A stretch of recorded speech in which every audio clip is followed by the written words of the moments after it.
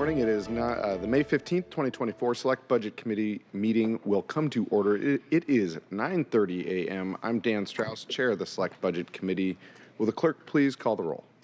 Councilmember Saka? Here. Councilmember Wu? Councilmember Hollingsworth? Councilmember Kettle? Here. Councilmember Moore? Councilmember Morales? Here. Council President Nelson? Councilmember Rivera? Present.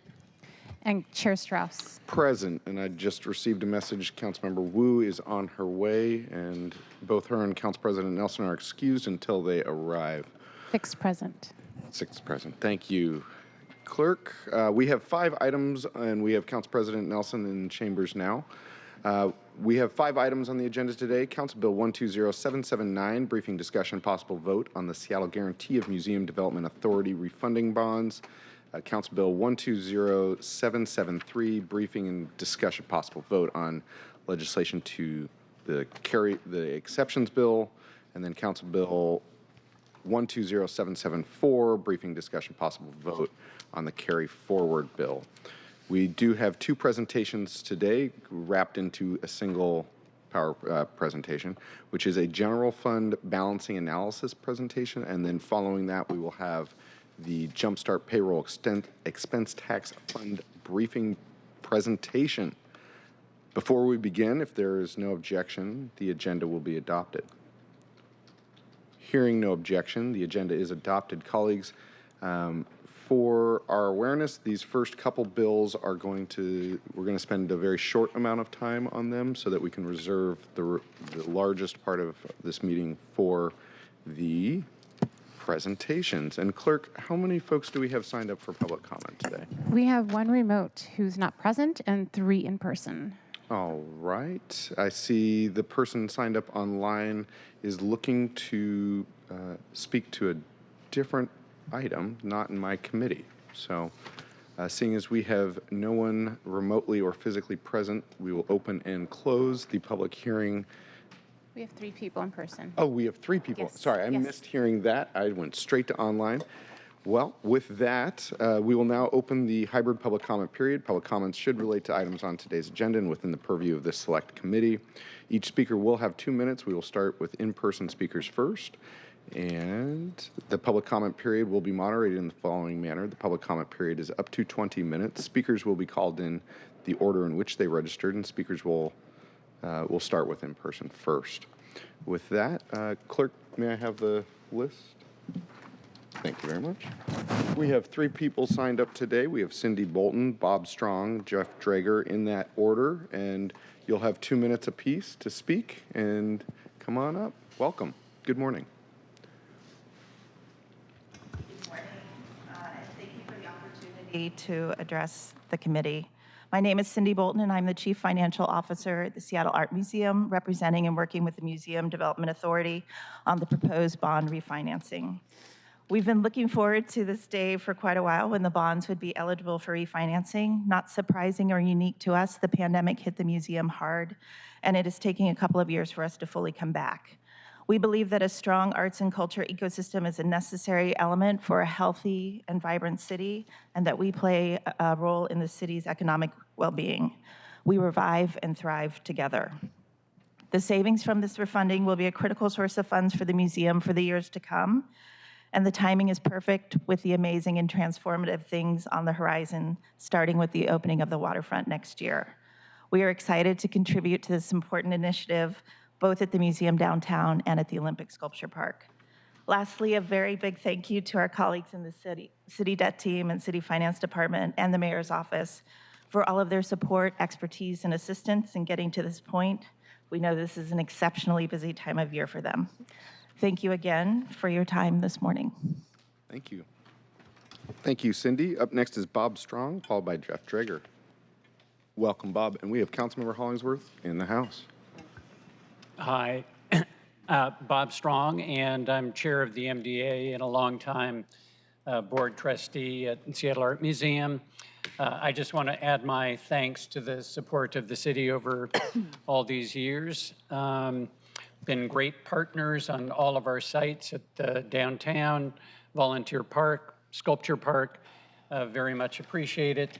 The original financing in 2005 was critical. Refunding in 2014, equally important. And now we have the current refunding. Great partners. And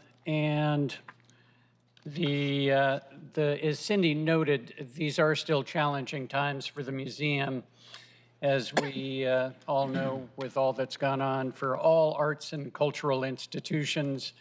The savings with the lower tax exempt rate for the refunding, again, is going to be critical for the museum and will go to enhancing our programming, which will improve our attendance, all important stuff. I've been a Seattle native, or I am a Seattle native, and been around for a long time. And when I see what's taking place in the city, I see tourism and hotels coming back. I see the museum recovering nicely. Add to that the transformation at the waterfront. Just a super exciting time to be a part of the city. Again, add to that 2026 in the World Cup, and totally transformative. So I'd like to thank the City Council for all their support. I'd like to thank the Finance Committee for helping us with all our financing, and appreciate it very much. Thank you. Thank you. Up next is Jeff Drager. Welcome, Jeff. Good morning, and thank you for this opportunity to address the committee. My name is Jeff Drager. I'm the interim CEO and director of the Seattle Art Museum. Arts and culture support Seattle recovery. They benefit local businesses, other institutions, residents, and our visitors. We know the arts bring people into our city. Commerce follows culture. SAM is committed to supporting our community as a leader in arts and culture. This includes the robust programming and exhibitions that Bob referred to. They reflect values such as diversity, equity, and inclusion.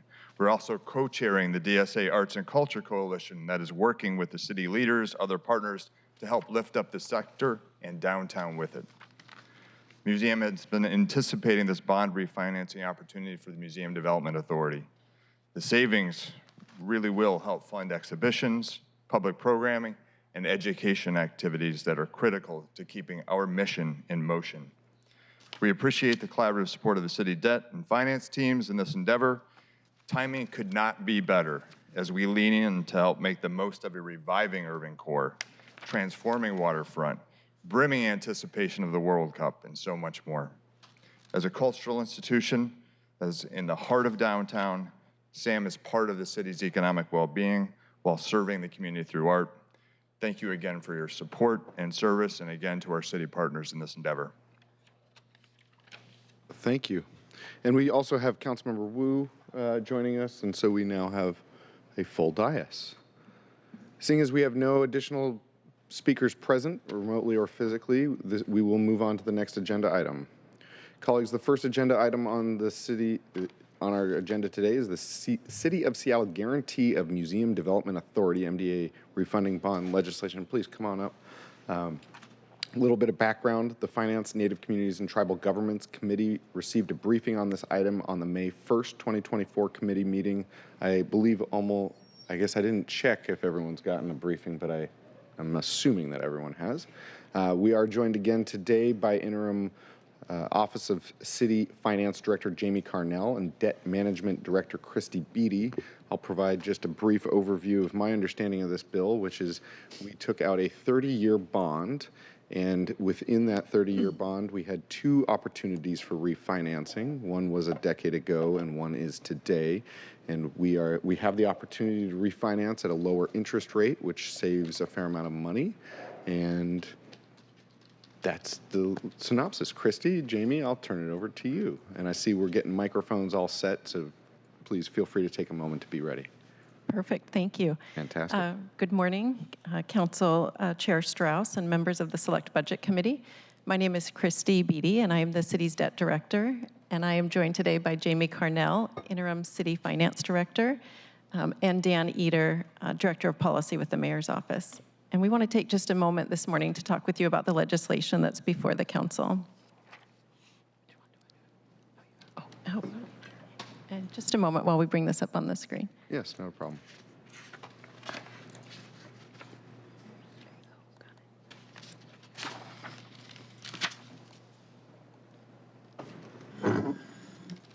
Thank you. Just very briefly, as a PDA of this city, the MDA owns the Seattle Art Museum facility and leases the facility to the Seattle Art Museum as the nonprofit entity. In 2005, the MDA issued $61 million in bonds to fund the expansion of the Seattle Art Museum and the Olympic Sculpture Park. At that time, the city guaranteed those bonds, which committed the city's full faith and credit to ensure the payment of debt service on the bonds through the term of the bonds in 2031.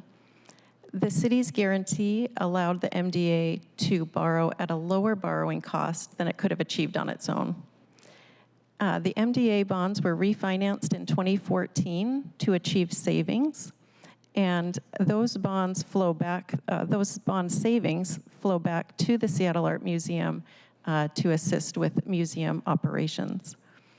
The MDA is now seeking the city's guarantee again as part of refunding the MDA bonds in 2024. The legislation before the council authorizes the city's director of finance to approve and sign. Let's see. Trying to move the slides along. A third guarantee agreement between the MDA, SAM, and the city, which would authorize the city's guarantee of the bonds. It increases the city's flexibility under the agreement to respond to the MDA and SAM in the event that financial needs are brought back to the city for consideration in the future.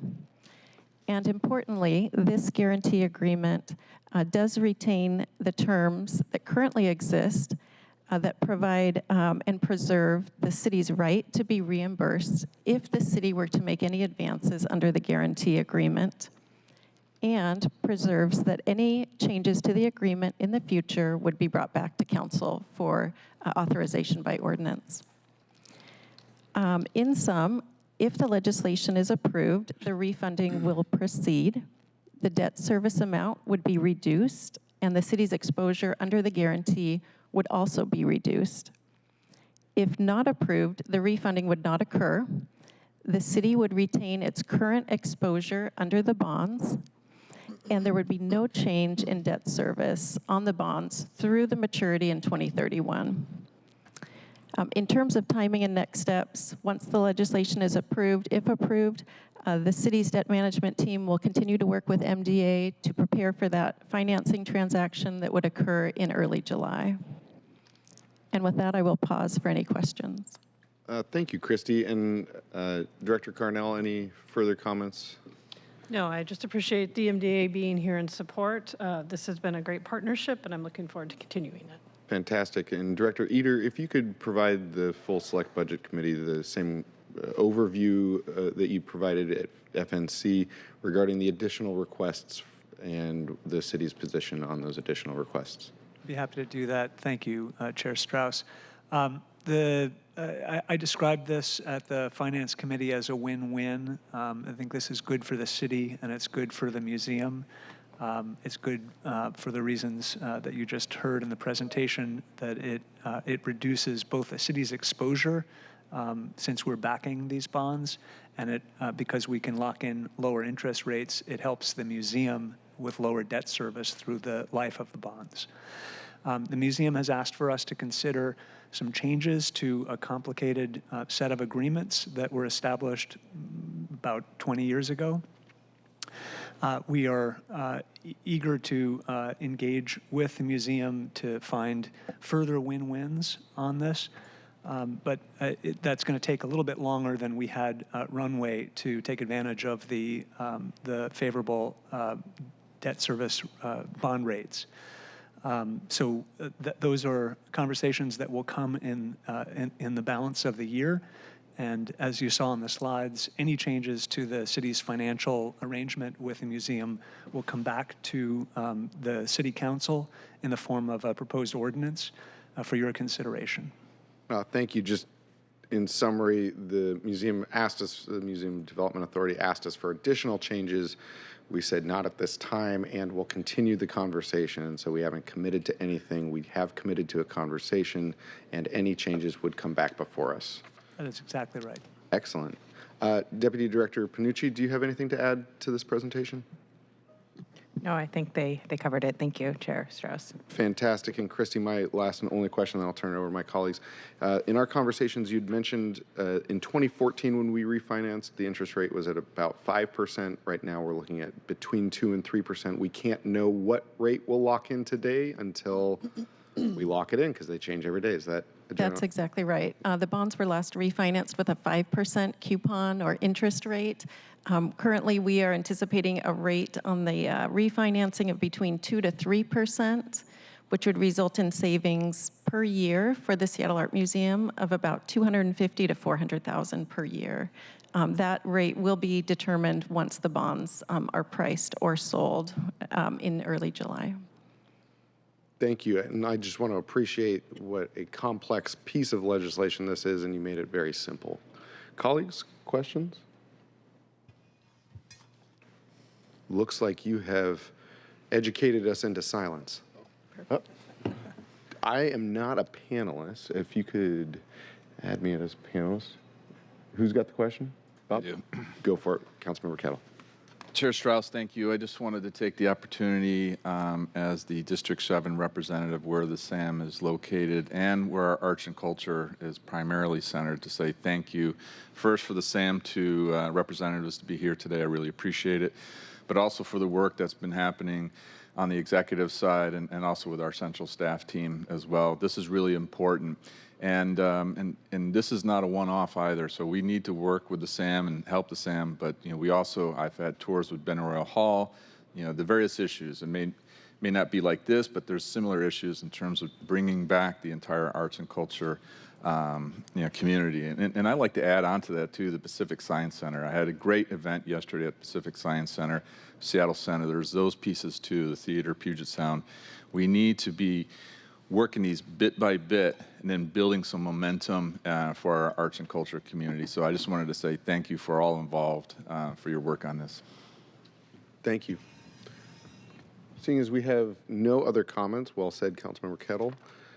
I move to recommend passage of Council Bill 120779. Is there a second? Second. It has been moved and seconded to recommend passage of Council Bill 120779. Are there any final comments? Hearing none. Will the clerk please call the roll? Councilmember Saka? Aye. Councilmember Wu?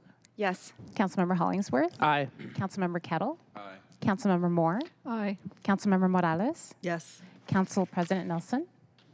Aye. Councilmember Rivera? Aye. And Chair Strauss? Yes. 9 in favor, none opposed. Thank you. Council Bill 120779 passes unanimously, and we will be sending all of the bills from this committee to the May 28th City Council meeting because I am excused from full City Council next week. Thank you.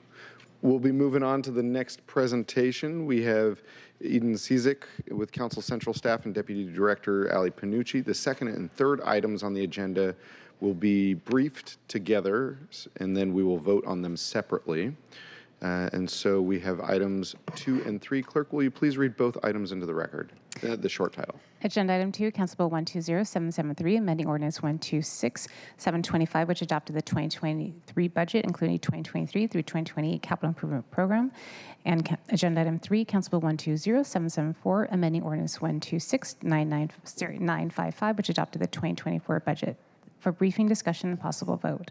Thank you. These two items are the carry forward and exceptions bills. These are bills that we have every single year.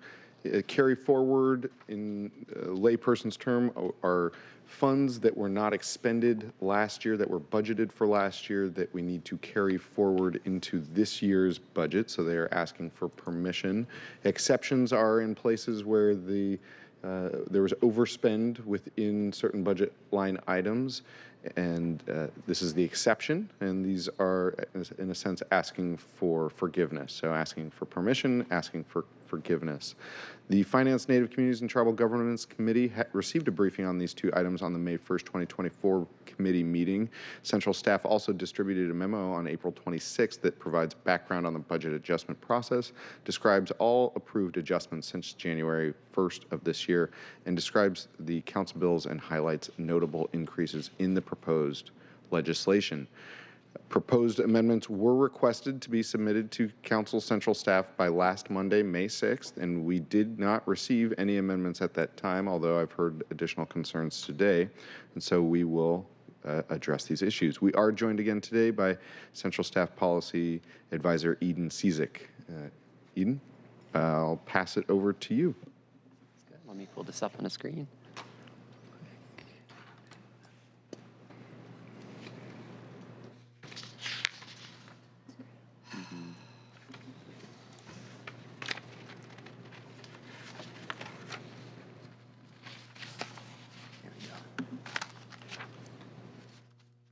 Perfect. Good morning, council members. My name is Ed Cizik with Council Central staff, for the record. In the last briefing, I provided background on the budget adjustment and the budget adoption process overall. In this presentation, since I've briefed this, or I've had outside briefings in council offices on this with most council members on this legislation, so I'll focus on the two bills before you. And so Council Bill 120774, the carry forward legislation. So this bill is essentially seeking council approval to continue work that was budgeted in 2023 and is anticipated to continue into 2024. So it just needs the funding in order to do that. And the exceptions bill provides retroactive budget authority for the prior year's budget for spending that has exceeded the revised budget. Okay, so I'll start with the carry forward legislation. So carry forward legislation requests approval for a total 2024 budget increase of $201.4 million from several city funds. I'll highlight the departments with the highest increases proportional to their adopted budget, and in the memo I've highlighted several other items which have significant amounts or may be of interest to council members. And those start on page 5 of the memo. So starting with OPCD, this carry forward would double the department's revised budget, and the bulk of that is for Equitable Development Initiative. Those are awards that haven't been contracted yet, and the contracting process for those long-term projects often takes multiple years, and the funds do not always get contracted within the year of the RFP. The next, we have Office of Housing, which is a $72 million increase. Most of that is JumpStart funding related to multifamily housing. These funds have been awarded for specific projects, but have not yet been encumbered in the city's financial system, just due to timing of loan closings for these projects. And we've also got a $29 million increase in Finance General. The largest chunk of that is to continue the participatory budgeting program. Thank you, Eden. And let's. So this represents the majority, over 3/4 of the carry forward funding. So I'll take a pause here before moving on to the exceptions bill. Fantastic. And I recognize you've shortened this presentation at my request. In your presentation at our last committee, we did talk about the other budget adjustment processes that we will be taking up this year. Today we have the carry forward and exceptions. We will then have the mid-year and year-end supplemental budgets later on in the year, and we'll have additional grant acceptance and appropriations. So these are two of many different bills that we have before us. Pausing on these carry forwards, colleagues, are there questions on these items at this time? I'm seeing none, so please continue along. Okay. All right, so moving on to the exceptions bill, Council Bill 120773. The total 2023 exceptions request is $12.8 million, and over $12 million of that is for two items that exceeded their 2023 budget appropriation.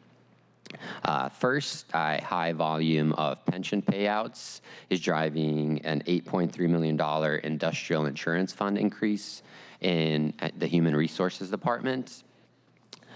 And the second is an SPU item, which is a $3.3 million solid waste fund exception driven by higher than expected inflationary adjustments to SPU's solid waste line of business. Given that solid waste contracts budget is over $130 million, this is a small percentage increase compared to their budget. Thank you. And Ed, before we move on to the next steps, do you want to check colleagues any questions on exceptions? Seeing none, continue, please. Okay. And in closing, and you mentioned most of this, so May 28th will be the final action on Council Bills 120, 773, and 774 at the full City Council. And as Chair Strauss mentioned, there are some additional upcoming comprehensive budget legislation, including the mid-year and year-end supplemental, and as well as the mid-year and year-end grant acceptance, appropriation, and acceptance bills, as well as any standalone legislation that may come up throughout the year. And yeah, that concludes my presentation. Thank you, Eden. And colleagues, are there any questions for, I'm just going to turn it over to you all if you have any questions at this time. Chair, I believe Deputy Director had a comment. Oh, fantastic. Thank you, Vice Chair Rivera, Chair Strauss. I just wanted to flag, if anyone was watching at home and downloaded this presentation in advance, we initially had the date for final action as June 4th. We've corrected that for the presentation this morning, but nothing else was changed. So if you're following along, I just wanted to flag that. Fantastic. Councilmember Saka. Thank you, Mr. Chair, and thank you, Eden, for this this helpful presentation, and also meeting earlier this week for the offline presentation. Curious to better understand. So, as I understand it, these carry forward and exception bills are sort of customary, routine, standard things that generally come up every year, and so this is certainly my first opportunity to be confronted with these concepts, but just be curious to better understand how both the carry forwards and the proposed carry forwards and exceptions are similar or different, more importantly, different than how they are in typical years, and what are some of the kind of unique features of this carry forward in this specific exceptions proposals relative to other years? So carry forward items vary from year to year. Carry forward items are for items that were not completed in the prior year. So it's always going to be different items in the bill overall. However, I believe this carry forward legislation overall is smaller than it has been in prior years, as well as the exceptions. So, for example, Seattle Department of Transportation, this is the first time that they have not had an exception in their budget, and I believe that's part of the good work that City Budget Office, in partnership with central staff and the Law Department, during the fiscal transparency work that we've been doing.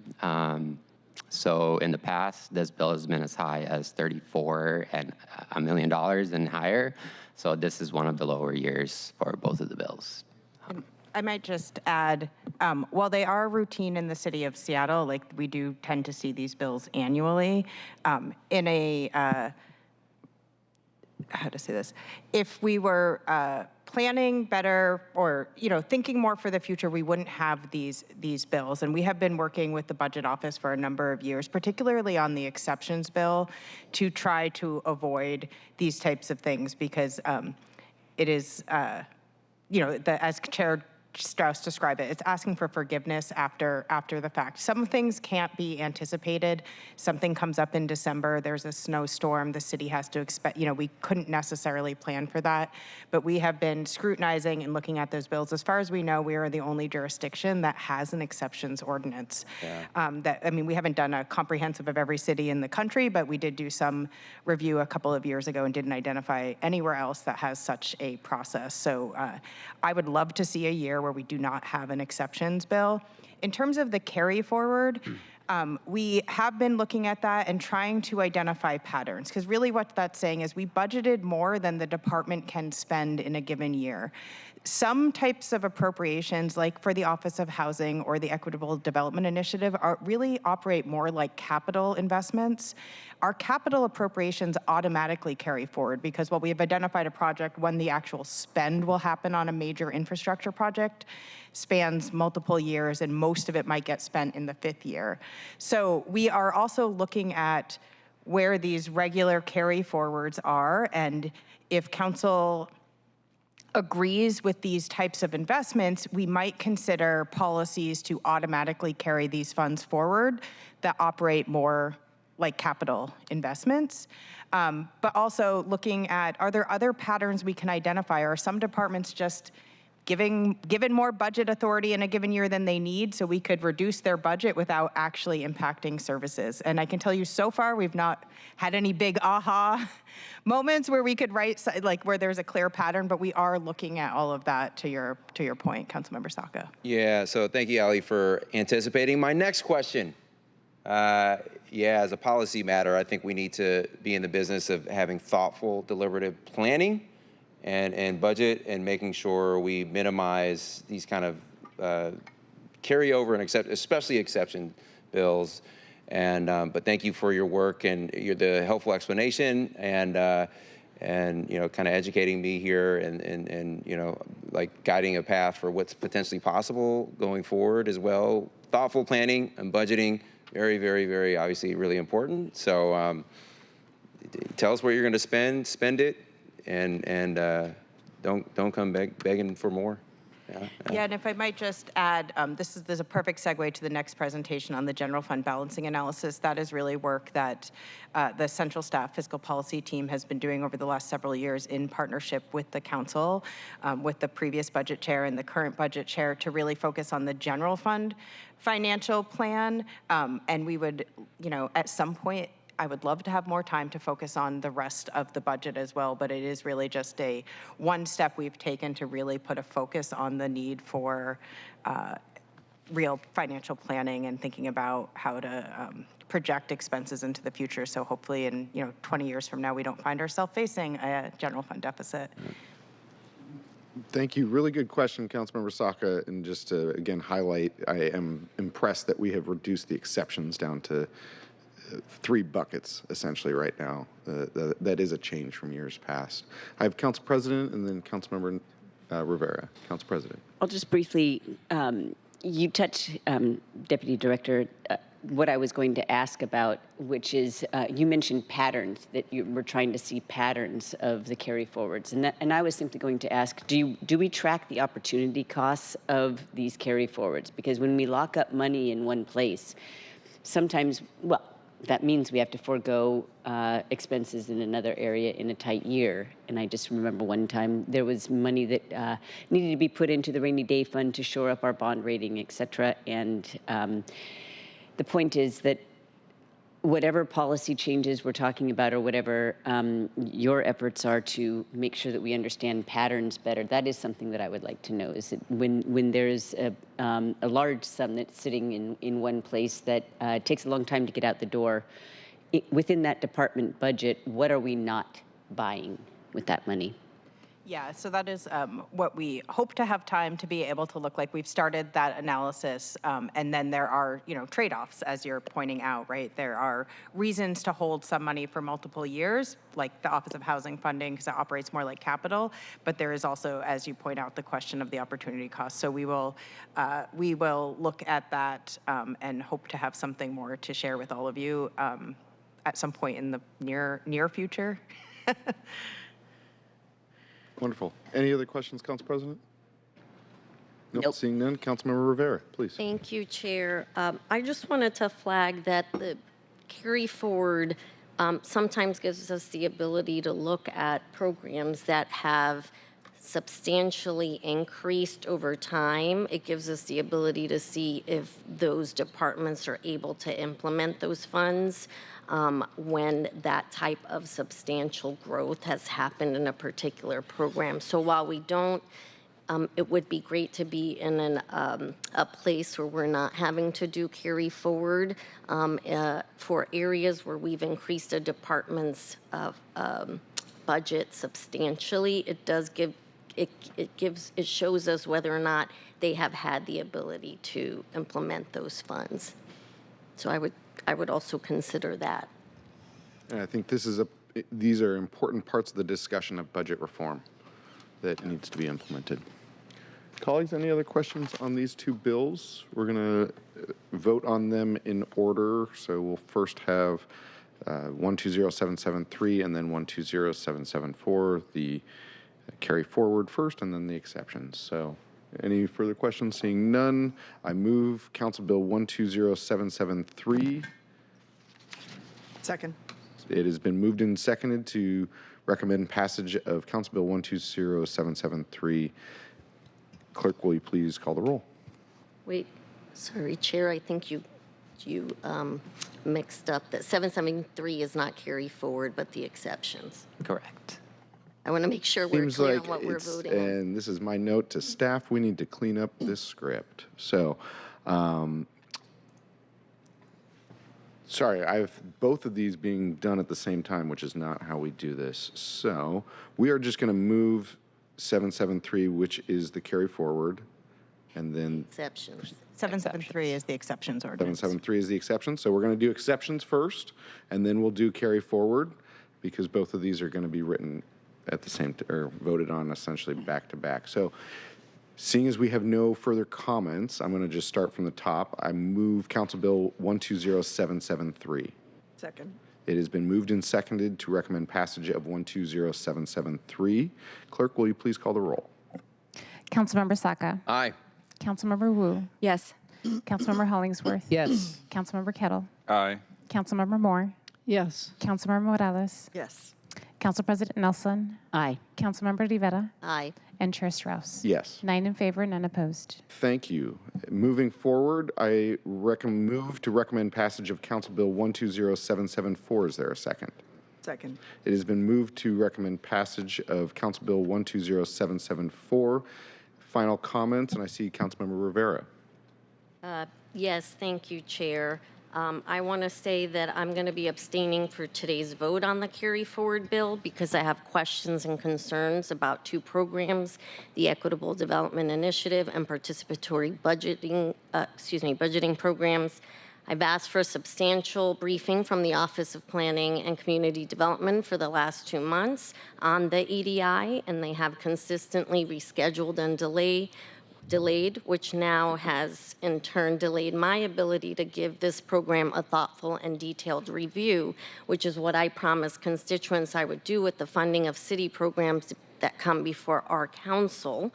And related to the participatory budgeting, this is one-time funding, which is now a little over $27 million, which has been carried forward since 2020. I have questions about what this one-time funding will cover and whether there are any programs being contemplated with this money that would need ongoing funding, which was not the initial intent of the investment when it was added to the city's budget. As I have said, it is our responsibility to bring accountability to the city's budget, and this includes reviewing city programs for outcomes and performance. This is the review I am trying to engage in with the department, and I cannot vote to carry forward funding in the absence of the full information and review of these programs. I will continue to request this information, which I hope departments will provide before our full council vote on this legislation later this month, May 28th. Thank you, Chair. Thank you, Councilmember Rivera. Councilmember Moore, I see your hand. Great, thank you, Chair. I too am going to be abstaining today. I also have questions about several of the carry forward items, which are rather big tickets. I also want to get additional briefing on those particular ones, and potentially will be bringing forth amendment at full council, depending on the information that I receive during the briefing. Thank you. Thank you, and thank you for the advanced understanding that this is going to be the course today. And note to departments, please make sure to provide briefings so that my colleagues can vote on bills. And a reminder to my colleagues, we did have a amendment deadline earlier this week, and this information has been in council since April 24th. So we are, just so we're all clear. It has been moved and seconded to recommend passage of Council Bill 120774. Any additional? I just have a question. Council President. Yeah.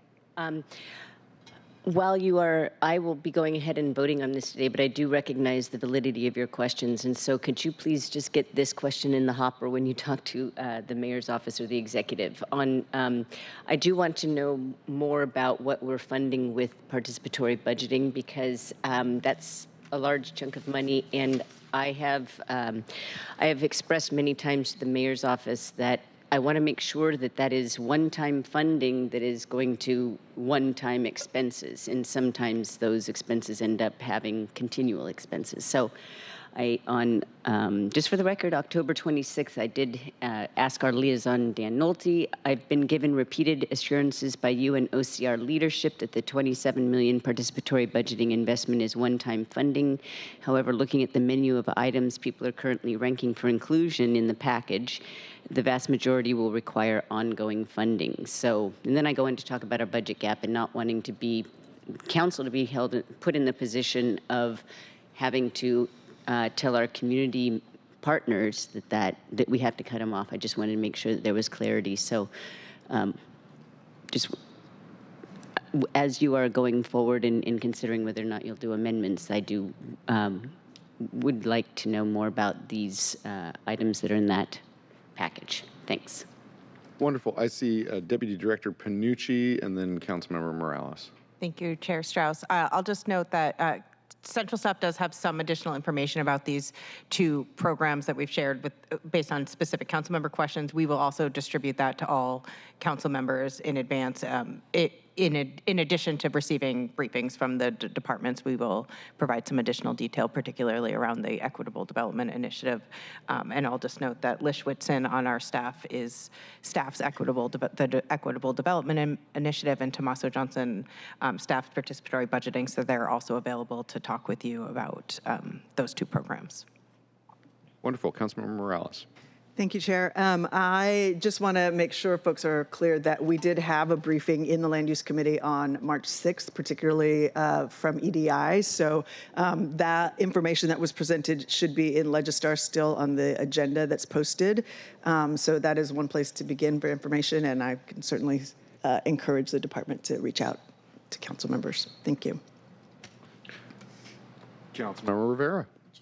I appreciate that, Councilmember Morales, and you're bringing the department, and because you did that, I actually had additional questions that I followed up with the department on, and my briefing was to address those particular questions. So just underscoring the importance of departments really answering questions. I appreciate Central Staff, and Central Staff has been very helpful in the questions that I've had, and then I have additional questions that Central Staff does not have the answers to, and I don't expect them to. So I do expect that the departments will be responsive to all of us when we are asking questions about the programs that we have, again, as I said earlier, committed to review. And this does not mean that at the full council briefing I won't be voting for these things, but I need to do my due diligence. So I wanted to clarify that as well. Thank you. Wonderful. Councilmember Sock and then Councilmember Wu. Yeah, thank you, Mr. Chair. I appreciate all the great comments and you know, some concern or knowledge gaps, and acknowledging those today, and the due diligence from every last one of my colleagues here.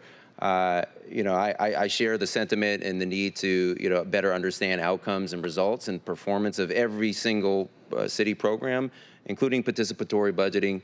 And we'll be carefully scrutinizing that on a going forward basis. Personally and amongst like everything in this budget year in particular. But That said, I also think the city needs to honor commitments that it's already made. And so, for example, with respect to participatory budgeting, I understand that the Duwamish Longhouse project was, one of the high projects that the city already committed as part of that process. And so me and my office are now coordinating with the relevant city departments and agencies to make sure, we live up to that. And so in any event, just want to flag, I appreciate these comments, and I also think we need to honor whatever commitments we've already made as a city, even if we didn't personally, have a role in that. Thank you. Thank you, Councilmember Saka. Councilmember Wu. Hi, thank you so much. I too have a lot of questions about this, and will be requesting additional information. But I also want to recognize, this is money that's been promised in the past, similar to what Councilmember Saka said. And so, looking at these contracts from the past and how do we fulfill them, but also looking at what do we need to do going forward is something I'm interested in. So I will be voting today, but I will reach out and have some questions for you.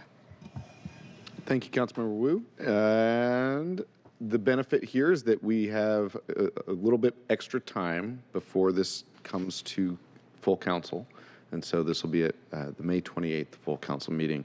I am going to request that amendments are submitted by next Tuesday. I'm going to pull up that date because we've already passed the original amendment date, which was the 6th, after the memo was sent out April 24th. And so I'm requesting that amendments are submitted by May 21st. That provides 4 business days and a weekend. But please don't ask staff to work over the weekend. That happens a lot during budget, and we're not in the budget session yet. So, any other comments? It has been moved and seconded to pass Council Bill 120774. Seeing as we have no additional final comments, Clerk, will you please call the roll? Councilmember Saka. Aye. Councilmember Wu. Yes. Councilmember Hollingsworth. Yes. Councilmember Kettle. Aye. Councilmember Moore. Abstain. Councilmember Morales. Yes. Council President Nelson. Aye. Councilmember Rivera. Abstain. And Chair Strauss. Yes. 7 in favor with none opposed and 2 abstentions. Thank you. Council Bill 120774 passes, and we'll move on to the May 28th full City Council meeting. We are now going to move on to, thank you colleagues for getting through that. It took a little bit longer, but the discussion was extremely relevant, and that's what we're here to do, and that's why we had these bills in the Select Committee instead of Finance, Native Communities, and Tribal Governments as we have had in the past. So again, in typical years, we don't have, oh, please come, Tom. In years past, we have not had the Select budget series like we are doing this year. In years past, these types of bills would have gone through the Finance Committee. These are part of the budget reforms I'm implementing this year. Before we move into the next 2 presentations, I do want to provide the overview of the Select budget series, looking from the start to the finish, reminding us that in April, we received the updated economic forecast and had a presentation on the baseline budget overview, looking back 10 years, understanding our deficit and what our tools are. In May, at the beginning of the month, we had the department budget overviews, a document that central staff has not created before and provides a lot of information for us doing a 5-year look back department by department and by sectors within the budget. Colleagues, I will be using this document to ask more questions as we continue on through this process, and I recommend using it as a map to identify places that you want more information. Today, we will be looking at the general fund balancing analysis and then understanding the JumpStart payroll expense tax. We'll move on to our June Select Budget Committee, where we will review the work of the Revenue Stabilization Work Group from last year and examine the other restricted revenue funds. We will, at the end of that presentation, review our Select Budget series. In July, we do have time held for a Select Budget Committee if additional time is needed, although as we get into this transportation levy, I assume that our time will be limited, and I can guarantee you we are going to spend a lot of time on all of these questions this fall. In August, we have another select budget committee where we will review the revenue forecast and begin preparing for the fall budget process. This leads us to September, where we will begin the fall budget process, where all other committee work is ceased. And so I will bring back up Director Ben Noble's memo about if you have legislation from your departments or you have legislation on your own, there are only about 12 weeks left before we have the budget cutoff, where we are just going to be in this committee for about 3 months, and that's going to be a lot of fun. All of that said, we're going to move on to the fourth item on today's agenda, briefing and discussion on a general fund balancing analysis. Clerk, could you read the short title into the record, please? Agenda item 4, general fund balancing analysis for briefing and discussion. Fantastic. We are joined today by Tom Mikesell and Ali Panucci of Central Staff. And I'm just going to turn it over to you, just understanding that this is a professional point-in-time analysis done, and I think we all wish that we had more information, and I know that you're doing a really great job of analysis with the information that you do have. With that, over to you. Thank you. I think I forgot to introduce myself before. You all know who I am. I'm Ali Panucci of your central staff, but for the record, that's who I am. I'm mostly going to turn this over to my colleague today, but I will probably jump in here and there. Tom, and again, this is really an update, a moment in time. We have updated you all both in office and in April on the general fund balancing status, and this is a routine update that we provide periodically throughout the year following revenue updates as well as other budget legislation. And with that, I will turn it over to Tom. And Tom, just before you get going, colleagues, we have 70 minutes left in this committee. We have 2 presentations, and I will say, as you have questions, let's have the discussion. So don't hold your questions to the end. Let's just ask them as you're having them. Over to you, Tom. Thank you, Chair Strauss. Good morning, Chair, members of the Select Budget Committee. Tom Mikesell with your central staff, and here to discuss an update to the general fund financial plan. And so having said those words, the first question you have to ask is, wait a second, weren't you here a month ago talking about the general fund? And yes, indeed, we were, and we will continue to do so. As noted by the chair, this is a routine update. We have received new information, and like any good planning process, when you receive good information, you update your assumptions and you see what the impact is on the plan. So that's what we're going to do this morning. So at this next slide, this is as the update, or the outline for the update. Including kind of the technical approach that we take and kind of the information that you're going to receive at the end. So first, we are going to look at updated estimates of the actual 2023 general fund revenues and expenditures, and to see what the impact was on the ending fund balance for 23, which then carries forward into 24, and then input some new information about revised spending, revenue information from the forecast office and CBO that we received last month, an update how 24 looks, so how the general fund balances in 24, and then take the new revenue information from the forecast office and CBO, including new inflation estimates, and then updated estimates to planning reserves based on recently settled labor contracts, and see what the impact is on the out years as well. So that's the order of business. Next slide, we will kind of start with some caveats to consider as you hear this information. One is that this is not a central staff number per se. We are using similar approaches that the city budget office uses when they develop these plans, which they do regularly during the year. We do this work in collaboration with them, relying on information, including estimates to planning reserves and spending, and update the plans accordingly. Next, these documents are plans. They are not set in stone. They represent current law to the extent that the current law is applied to some of these revenues and spending plans. And then but that being said, as being current law, it is subject to review and revision by City Council. So it's not a set in stone document. It's a planning document that is intended to be reviewed and then updated accordingly.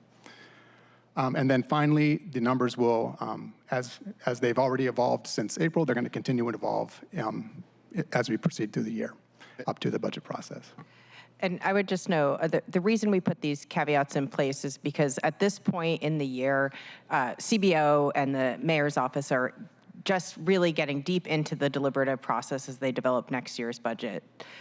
They are collecting information from departments. They are hearing about cost pressures on existing programs and services, as well as requests for new spending to respond to needs in the community, many of which you all talk about here regularly. And I say that to just note that we have continued to hear from the budget office that there are significant cost pressures, cost increases on some of our existing services. And at this point in time, it wasn't, the information was not reviewed enough or final enough to incorporate into this analysis, but it is just to say that we continue to see the same pattern that we presented last time. Our revenues are somewhat treading water, and our base services costs are continuing to increase. And so this is a point in time, but I flag that as the executive has a hard couple of months ahead as they try to address the increasing costs of our base services. So this is a moment in time, and as Tom said, it reflects information we can validate today and based on inflation assumptions that we can verify today, but there are other cost pressures that we expect to see, and we'll have more information again in August and then when the budget comes. Thank you. That's very helpful. I just want to confirm these caveats that you have before us today are not new to this year. And in fact, I think we've gotten a little bit better with information sharing. Is that correct? Yeah, and this is not, and it is just yes, that is correct. This slide, in fact, is repurposed from a presentation from last year, and it is just the pattern of how our budget process works. And so it isn't it is just noting that we have, the council is always a little bit operating in a situation of asymmetrical access to information. You get the full details when the budget is delivered, so this is not unusual for the city's budget process. Fantastic, thank you. Great. So I'll just move to this next slide, and I'll just say we try to keep this at a high level, though there is some fairly complex financial information that we deliver in these types of presentations. So to kind of bridge the gap, we will include in each one of these slides kind of a key takeaway, which we view as the kind of the critical information that we hope that you learn from the slide. So with that being said, this table in front of you is the actual adopted, the kind of financial parameters for the 2024 adopted budget. So it starts from just kind of moving in the table from left to right, top to bottom. Started 2023, had a starting balance of $361 million, revenues of $1.7 million, expenditures of $1.8 million, leading to an ending budgetary fund balance of $244 million.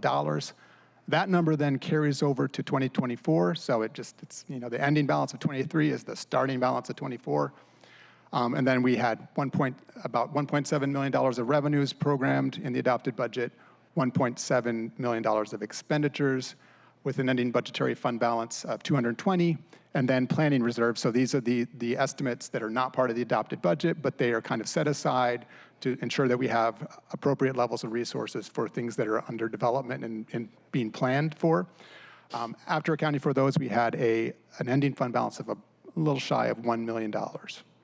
So that was that bottom line number, the ending unreserved fund balance. That's what we use at the city to determine whether the budget is balanced or not. Colleagues? And so just the key takeaway is the balanced budget was starting from a budget balance of $361 million at the beginning of 23, ends with an ending balance of $1 million at the end of 24. Fantastic. Councilmember Saka. Thank you, Mr. Chair. Thank you. So can you give a quick example, some examples, I guess, on a going forward basis for the planning reserves line item? What kind of things would be covered there? I think the city contract that was approved and with city employees and the police contract are two examples that if it wasn't included as part of this planning reserve, it should have been. But what else, I guess, on a going forward basis are kind of categories of or types or examples of items that would be planned for ahead of time? Sure. Thank you for the question. So while kind of the planning reserves are kept intentionally vague for a kind of strategic reason, in general, they do include things like judgment and claims costs, potential insurance increases, some kind of other kind of risk liability items that are not ripe to be yet included in the budget. So those types of things. The bulk of them is going to be the labor contract costs, however. And how many, do we have any more pending negotiated agreements that we need to potentially vote on this year? Or next? Well, yes, and it is somewhat of a revolving door, right? Because contracts end dates are staggered to some extent, and so we can provide a list of other contracts that are open. I don't have that off the top of my head, and I will just note that these numbers, while those contracts have been approved, like just yesterday, all of your vote on, was that yesterday? Yeah, on the SPOG contract, the funds have not yet been appropriated, so in this analysis, they still are in the planning reserve, and so until the appropriation bill follows, they are not yet in this year's budget. And so I say that to suggest, because as you keyed in on, the planning reserves are based on assumptions, and that is in part why they're in a planning reserve, because we don't yet know exactly what some of these things are going to cost. And what we've seen recently is the assumptions for some of the labor contracts were not correct, which resulted in us being under-reserved for those things. So anyways, that is a long way of saying we will get you an updated list of other outstanding contracts, and the planning reserve number also sort of changes periodically, and that is controlled by the executive at this point because it's not appropriated. Thank you. Curious to see that later, but at a high level, it sounds like pending legal judgments and claims, and then labor contracts. Those are the two main buckets of items. So, okay, thank you. Good questions. So now we'll move to some of the updates. Kind of starting with the punchline first. The 2023 ending balance to the general fund ended up higher than projected, approximately $164 million. The reasons why include revenues that were $48 million below forecast. But I would point out that the only reason revenues ended $48 million below is because there were $51 million of grants that we still expect to receive, but we did not receive them last year. And they're actually part of actually, no, that's not true. They weren't part of the carry forward. But they're part of the kind of automatic carry forward into 2024, and I'll cover that on the next slide. So if you adjust for the impact of those carry forward grants, the revenues actually came in about $3 to $4 million above budget. The larger item, though, is expenditures were $212 million below budget, just purely because of department spending below their appropriations in some cases. However, consistent with the topic earlier in today's meeting, a big chunk of that is for unfinished business, so programs and services that the city expects to do, but we're now going to plan to do them in 2024 instead of 2023. So a big chunk of that balance is then used to support those carry forward appropriations. So those are kind of the high level reasons why we ended 2023, $164 million to the good. And then that extra higher balance then carries forward to 2024, and we'll now cover on the next slide how the kind of the flow of funds goes for 2024 when we apply updates to that year as well. Thank you. Tom, before we move on, you've got a great key takeaway there. Can you explain that in a little bit more detail? I also see that on Seattle Channel, the captions are covering your key takeaway, and so if you could raise that up and share a little bit more detail, that'd be helpful. Sure. Absolutely, Mr. Chair Strauss. So the key takeaway is that the 2023 budgetary ending balance increased from $244 million to $408 million. So that means that the starting point for 2024 budget is higher than the level that was assumed when the council adopted the budget in November of last year. Fantastic. Well, not great, but thank you for that helpful feedback. Can you help us understand why that's happening? Just one more level of detail below. Sure. Essentially, we planned for a higher level of spending in 2023 than actually occurred. So the funds that we had, the amount of money that we'd planned to spend was lower than what we actually spent. And at the same time, the amount of revenue that we had planned for was lower. So the net effect is $164 million. Fantastic. Now we're saying fantastic. Thank you, Tom. Very well. Continue on. Okay. So now we'll take that extra $164 million and plug it into the budget plan for 2024. So that's starting from good news. However, the underlying base general fund forecast actually declined based on information from CBO and the forecast office we received last month, declined by $7 million. And that's after adjusting for carry forward grants. So if you look at the information provided by the forecast office, it would include the $51 million of grants, but that's just moving money from one year to the next. So if you net that out, it's actually a $7 million general fund baseline revenue decrease. And then also projected spending increased, and again, this is net of the carry forward grants, increased by $128 million. And that is the result of automatic carry forwards, so things like encumbrances and capital, which automatically goes from one year to the next, and administrative items, as well as assuming the adoption of the carry forward bill that was passed out of committee this morning. I'm sorry to interrupt, but you said that, so the projected Council spending. President, can you make sure to just raise your hand? Thank you. Over to I you. was about to, and then he was looking right at me, and so I felt like I should start talking, but thank you. Please. If it was projected, then, but we already knew basically what the carry forwards were going to be, but it seems as though there was something unexpected in the carry forward that we are, because it increased by that amount. So what was the unexpected part in there? Thank you for the question, Council President. So if I said unexpected, it's because the expectation is that we would have spent all of the prior year budget in 2023. However, we did not. And some of that is just underspent budget that lapses to the balance, and some of that is business that we expect to continue into the next year. So that's the unexpected piece. We expected carry forwards to be zero when the budget was adopted. However, they're more on the order of $125 million or so. Okay, thank you very much. Fantastic. Any other questions?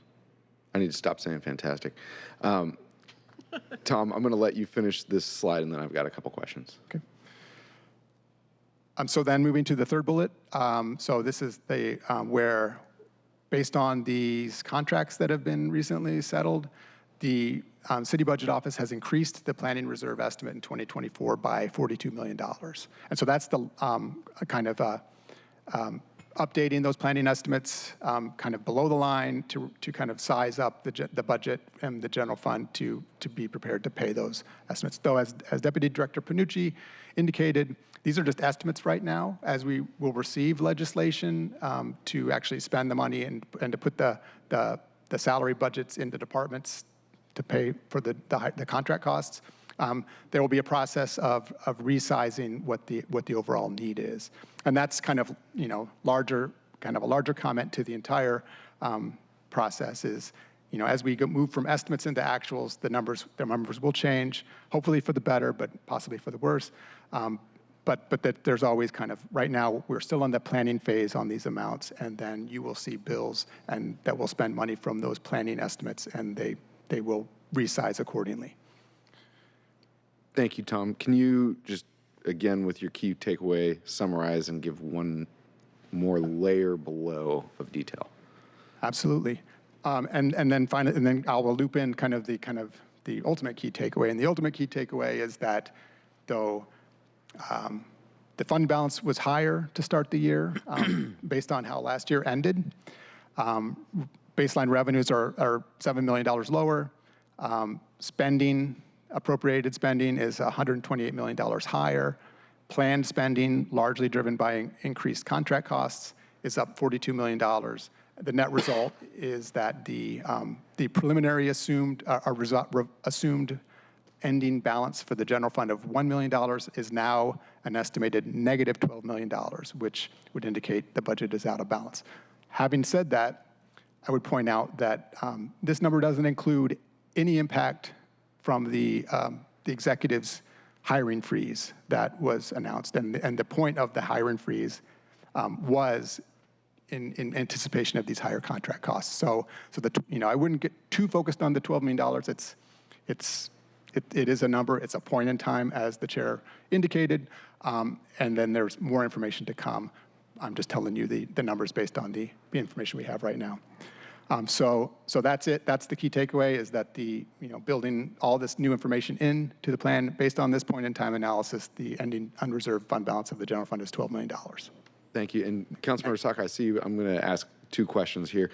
Can you help us understand the planning reserves and how that functions in our budget above and below lines, the comparison contrast with our emergency fund and our rainy day fund, and how the planning reserves interact with a balanced budget?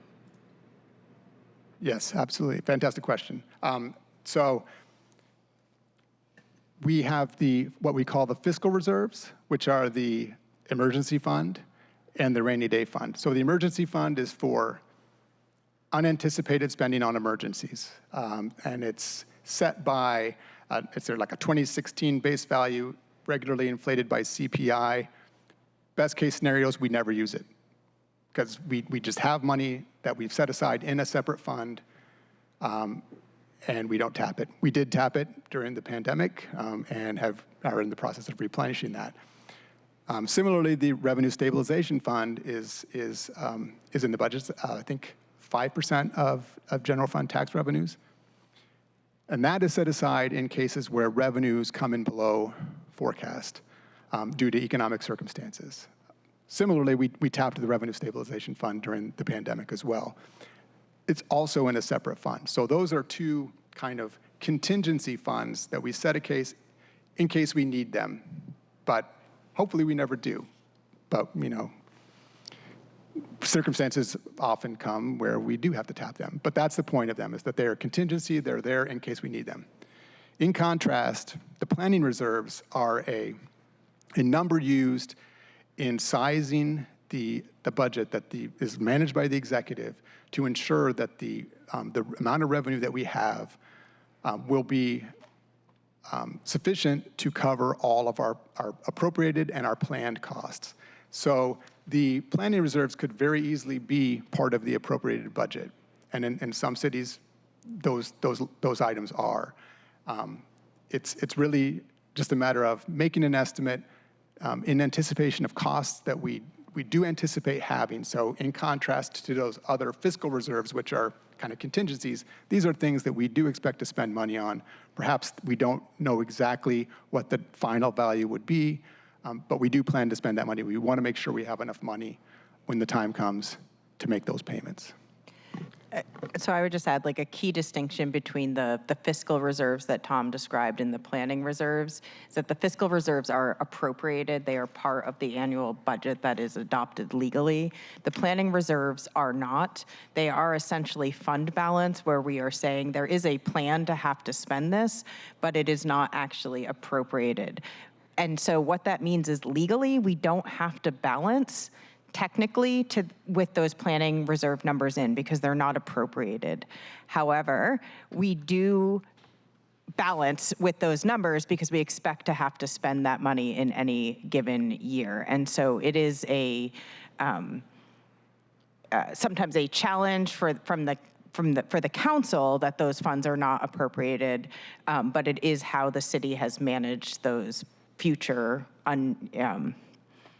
things like labor contracts and that sort of thing for many, many years. I think at least 10.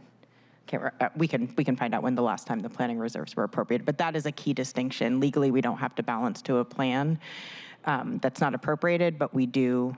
And had we not, for example, balanced this year with those planning reserves in mind, we would have been in a even more difficult position if those funds had been appropriated for other things, and then you had to pay, the full freight of the SPOG contract, for example, without anything held in reserves. Thank you. Very helpful. Councilmember Saka. Thank you, Mr. Chair. 2 questions. I guess I'll start with a question that just percolated in my mind and result that great question.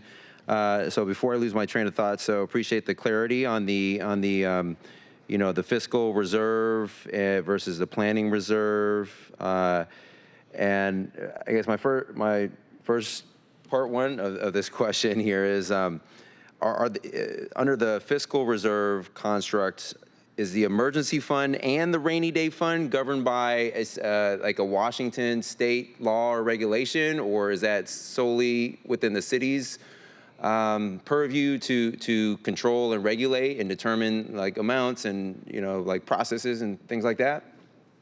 Thank you for the question, Councilmember Saka. So the emergency fund and the revenue stabilization fund both have kind of presence in state law, but we set the parameters for those, for how much to set aside in those funds. And in fact, the emergency fund statute in state law is, interestingly enough, what gives us the ability to spend money outside the regular budget process. So it's kind of in the event of unforeseen needs to make expenditures, and this is kind of essentially what state law says. In the need to make unforeseen expenditures, the city can use the emergency fund or any other fund, and we often just use the any other fund in those circumstances. But those are kind of the guiding rules there. Present in state law, but we set the rates. Thank you. So my initial impression based off of that feedback is that the emergency fund sounds like we don't typically leverage that. There's exceptions during COVID, amongst other things, but the rainy day fund sounds like we do leverage those set aside funds on a regular kind of routine basis. And so, one, in my mind, that strikes me as an opportunity on a going forward basis to better put some tighter parameters and controls around the use of that, and including cap amounts, limits, whatever it is. And then also for understanding the trends of how and when those specific funds in that bucket are leveraged, and want to I will want to understand which specific programs and what are those funds being used for. And I mean, in my mind, a rainy day fund, whether or not that's the proper technical term for it, but that is the term you offered for this example, it should very rarely be used and leveraged. And if we're leveraging on a routine, consistent basis, there might be an opportunity for implementing better controls, including more spending discipline. But so my next question relates to planning reserve. So you mentioned that we don't appropriate that as part of our budget, but other cities do, some other cities. And so I guess I will want to better understand the pros and cons of that approach. There's trade-offs with everything, but what are the pros and cons of appropriating our planning reserve?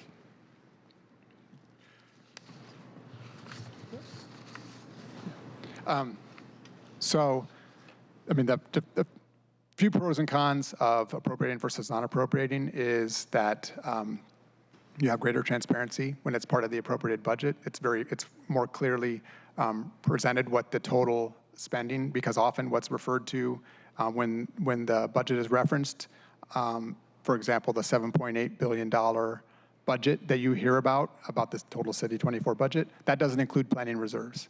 So if the planning reserves were included, then it would be kind of a more accurate representation of what the total budget is for that year. The downside is more transparency removes flexibility, largely for the executive, but also for council. So that's kind of a high-level trade-off. There are certainly others, and we'll follow up with what those would entail. how does it remove flexibility if you make reasonable assumptions, like for the council or the executive, if you make reasonable assumptions up front based off of known factors, that's all you can do?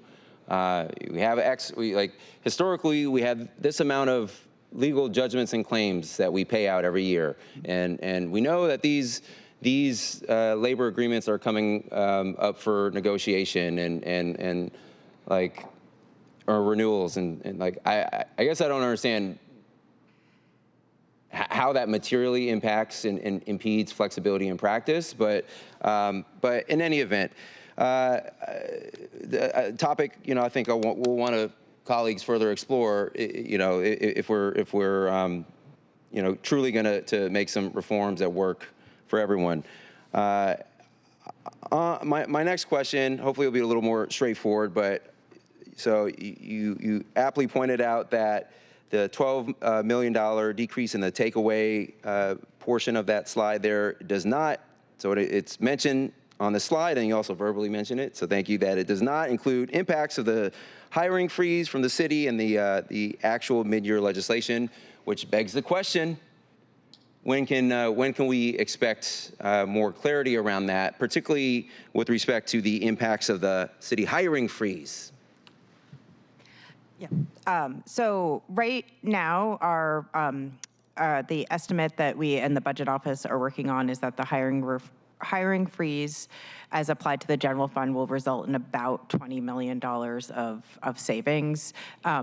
CBO is looking at those numbers now, and they're preparing legislation that should be transmitted in late June, and it will be discussed in committee in July and August. Those are the mid-year budget bills. So at that point, we will have better clarity on how much at that mid-year point departments think they can absorb.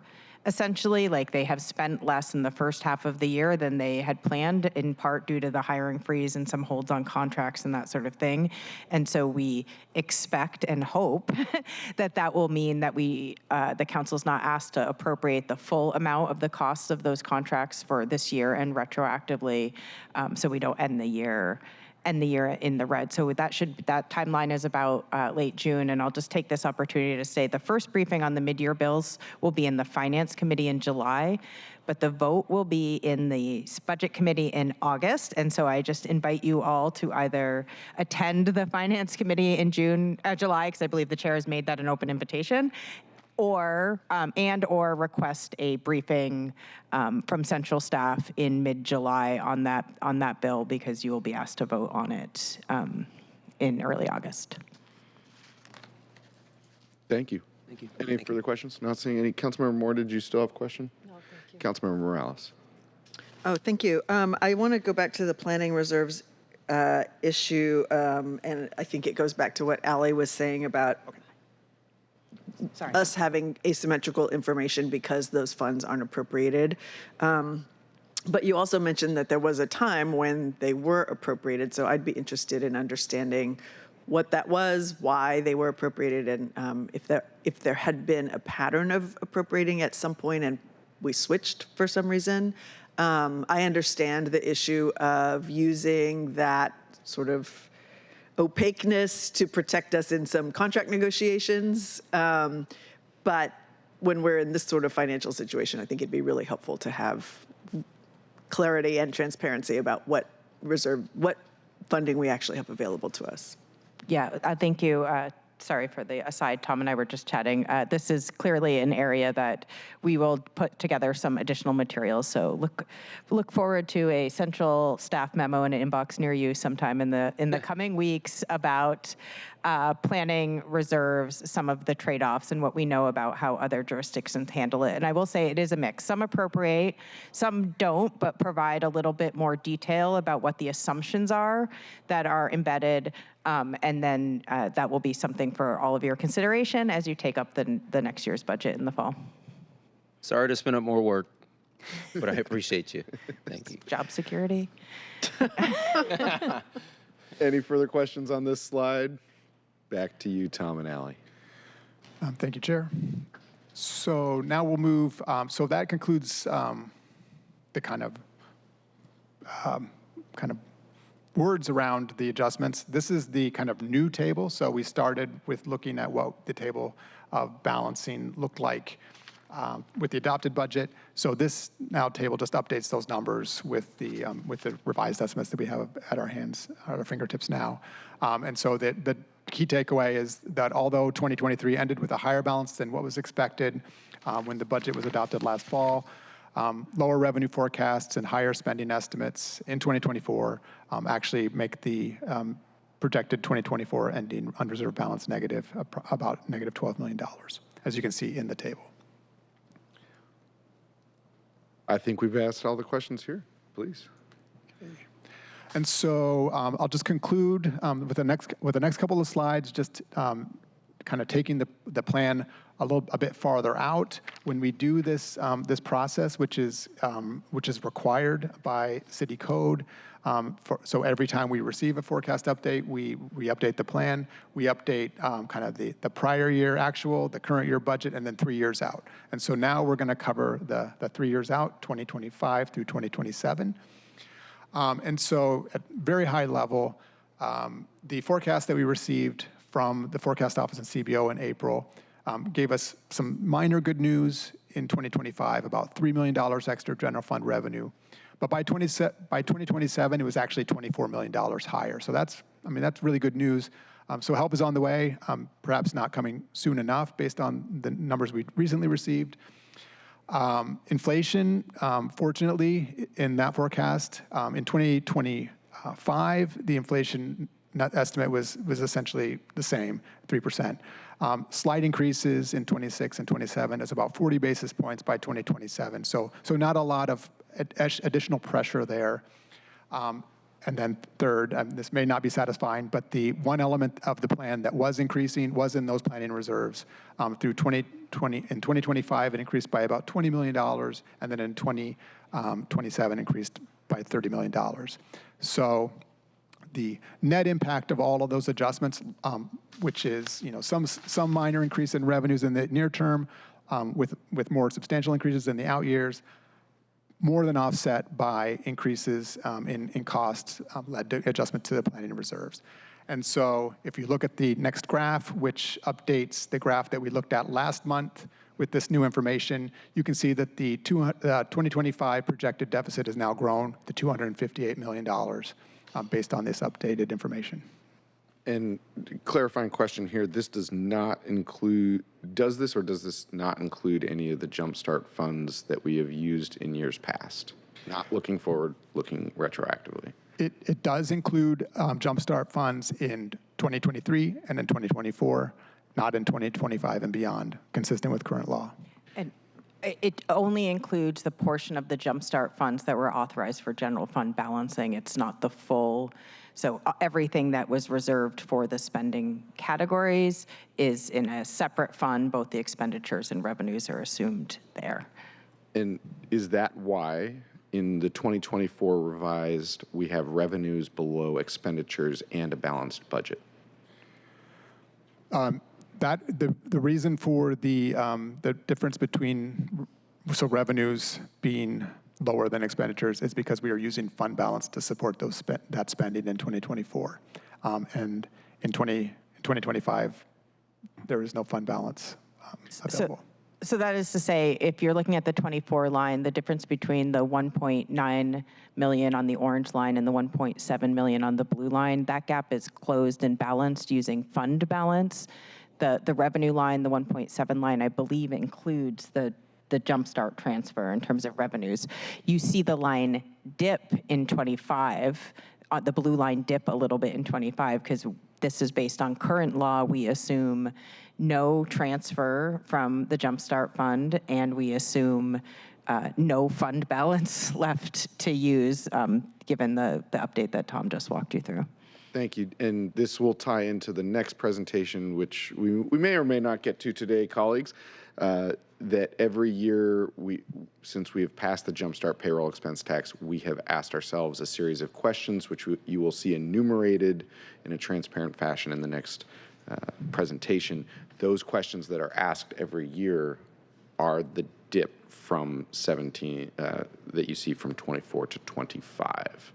I know I did ask previously that we start putting the date next to the figure, and if you could just keep it right next to the figure, because colleagues, I think you are all recognizing that we have had points where this number's gone down. We've had today points where this number's gone up. This is a dynamic number because we are estimating the future, right? Projecting into the future. Councilmember Moore. Thank you. I know this is premature, but since you brought up the JumpStart, so the 2025, does that includes, excuse me, no JumpStart money or no money over the base amount of JumpStart that we've been supplementing to date? I'm Councilmember Moore. The 2025 number in the general fund includes no support from JumpStart. And it doesn't include support from JumpStart in 26 and 27 either. And that's just consistent with the funds flexibility ordinance, which made a temporary transfer in 23 and 24. Okay, so zero JumpStart money, not, yeah. Right, if the JumpStart fund policies are not amended, zero JumpStart dollars are expected to be transferred to the general fund from the JumpStart fund in 25 and beyond. That's current law. But even before, I mean, even when we had set categories for the money, we were still giving some money. From the beginning, we've been supplementing the general fund with JumpStart. It's just the amount that we've been supplementing has changed. Is that correct? Yeah, and the next presentation sort of walks through how each year the policies have been amended to address the projected general fund deficit. They have been 1 or 2 time allowances. And so as Chair Strauss indicated, it is a series of questions that the council has grappled with each year because frankly, but for the JumpStart Fund, the last several years of budgeting would have been very, very difficult. So the council has made 1 or 2 year decisions about some use of the JumpStart Fund to balance, and those same questions are going to be before you all in this year's budget deliberations. Great, thank you. Thank you. Colleagues, any other questions on this slide? Moving on.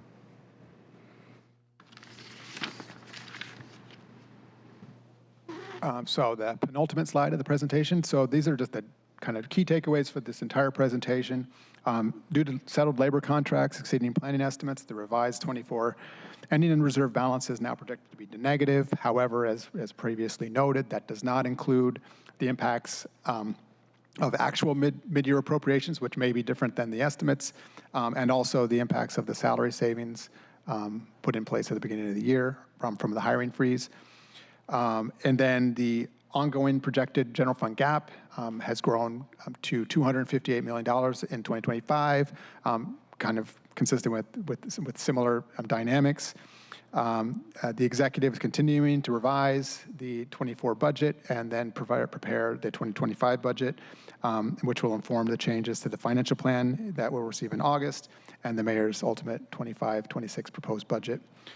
And then an updated financial plan will be transmitted with the proposed budget. And then maybe if you look at the next slide, we'll kind of talk about the kind of the general fund financial plan path. So in August, we'll receive or the committee will receive an updated forecast of revenues and economic indicators from CBO and the forecast office. And then the mayor will then submit his proposed budget for 25 and 26 based on that and department submitted information. We'll review that general fund, that financial plan at that time. Also, and during the process, the forecast office will provide an update to revenues, which is consistent with past practice. And we will update kind of what the impact is of that. And then finally, we'll provide the kind of impact of the ultimate balancing status after the budget is adopted. Thank you. Councilmember Kettle. Thank you, Chair Strauss. I just wanted, first I wanted to say this was a fantastic briefing. I really appreciate it. Ms. Bernucci and Mr. Mikesell, it was indeed fantastic. It is also a reminder to me going through it, one theme that's come to me is continually on the public safety front, last year, this year. I've always talked about leading with compassion, but then also bringing the wisdom piece into this. And this briefing I've transferred that to the budget process, and we have to think this way. You know, the discussion about the emergency fund, the stabilization fund, and all these pieces that, you know, we have to have the wisdom pieces, because if they didn't take the right steps after the Great Recession, we would not have been ready for the pandemic. If we don't take the right steps after the pandemic, we won't be ready for the next thing.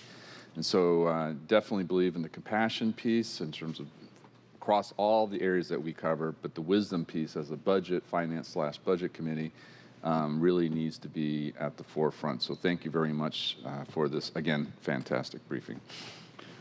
I'll add that this is a robust presentation. Colleagues, any other questions? And for simplicity and education, there are appendix slides to this that go into another layer of detail. We wanted to provide it, and thank you, Tom, for providing high level during the presentation. There are many, we could spend days going into this, and so I apologize, Tom, in advance. I offer Tom is available to walk you through a lot of this information at any time. Thank you, Chair. That concludes the item for the general fund. I think now we'll move to the JumpStart fund. Wonderful. Seeing as we are at 11:06, I do start my committees on time and I end them on time, and so to the best of my abilities. We'll take this up right now, and if we have additional questions, I might ask that we take that to our next select budget committee in June.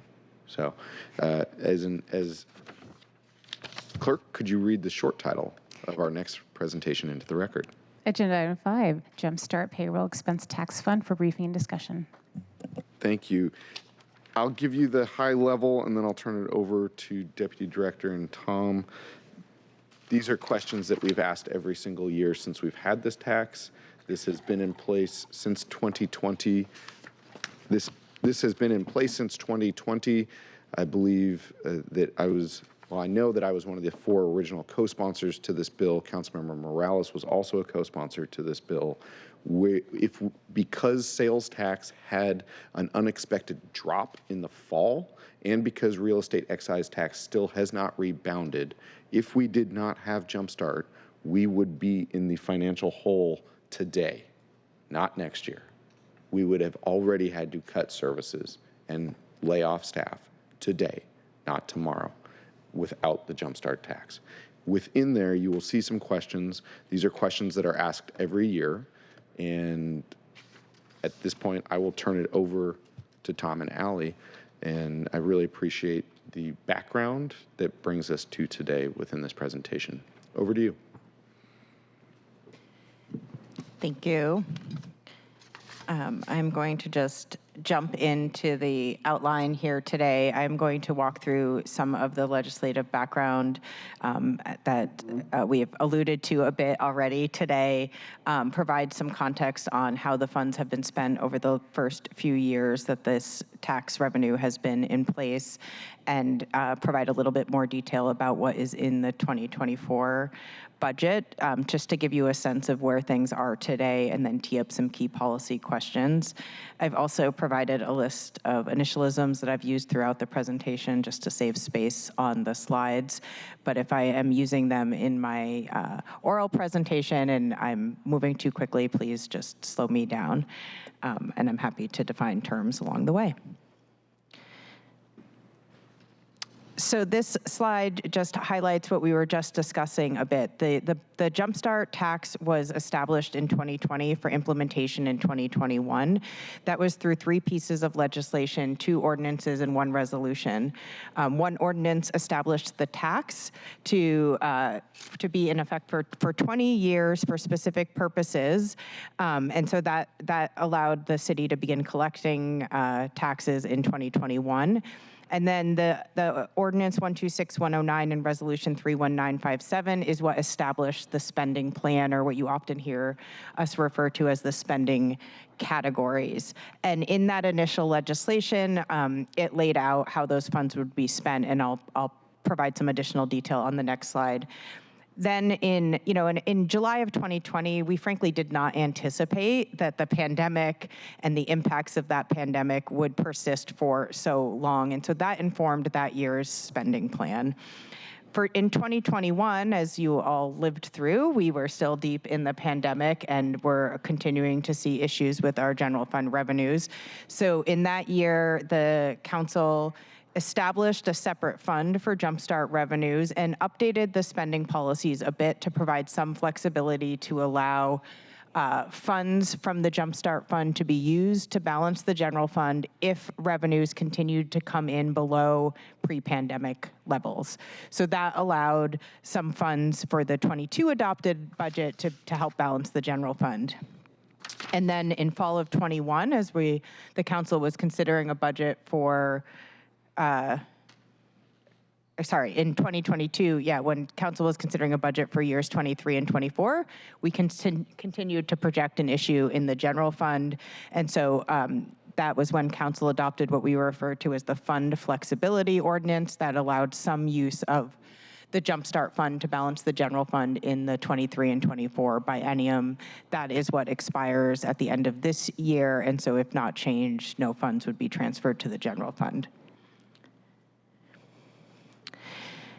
This slide outlines sort of how those policies and policy changes were implemented. So in year one, the spending plan said all funds from the JumpStart tax would be used for COVID relief and recovery efforts and general fund balancing to avoid service reduction. So in the first year of the tax, all revenues were deposited into the general fund and were used for a variety of purposes to help avoid service reductions and address the the impacts of the COVID pandemic.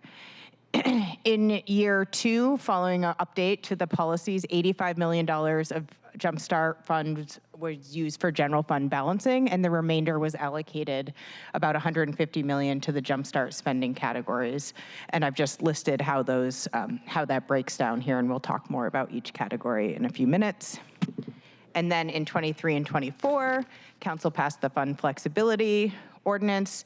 That is really where we established the policy to look at the JumpStart funds, look at how revenues were estimated to come in when the council was first adopting the tax in 2020 and how they've actually been performing. And what we saw was an upward trend. The JumpStart tax revenues have been coming in higher than what we had assumed in 2020. So when we made the estimate in 2020 for what we thought might come in the year 23, that estimate was lower. And so the council's policy choice at that time was to say, any amount of JumpStart revenues that came in above the 2020 estimates can be used for general fund balancing. Everything else is reserved for the spending categories based on those commitments. And then I'll just note, in 24, the council passed a bill to increase the JumpStart tax rates to generate additional $20 million annually to be used to improve mental health outcomes at Seattle public schools. So that $20 million was appropriated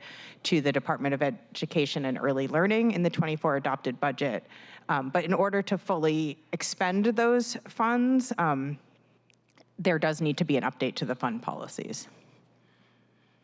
Thank you. And Allie, as we transition into the next section of your presentation, if we reach 11:20, I'll ask that we jump to the key policy questions. Great. And I will be pretty quick then on these next slides, but I am happy to talk with any of you in office or come back for a future presentation to go into more details about the actual spending.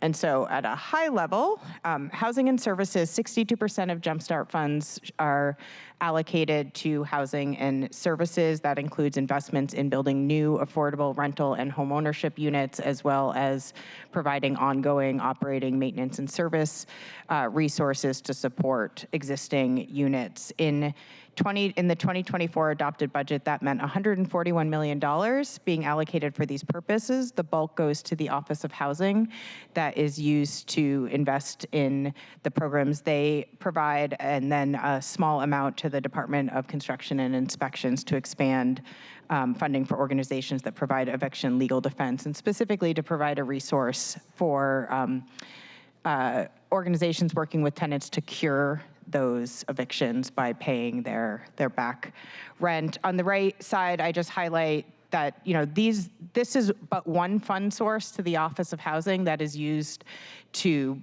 braided with other fund sources to support implementation and the building of new affordable housing units. And it is their most flexible source, so that, for example, if there is a need to increase funding for operating and maintenance at existing affordable housing units, they can year to year make some adjustments on how those funds are allocated. The second category is economic revitalization. That funding supports programs and services that's distributed across 12 different city departments, with the majority, about 75%, supporting the work of the Office of Economic Development. Throughout these slides, you'll see OT or OG next to many of the figures.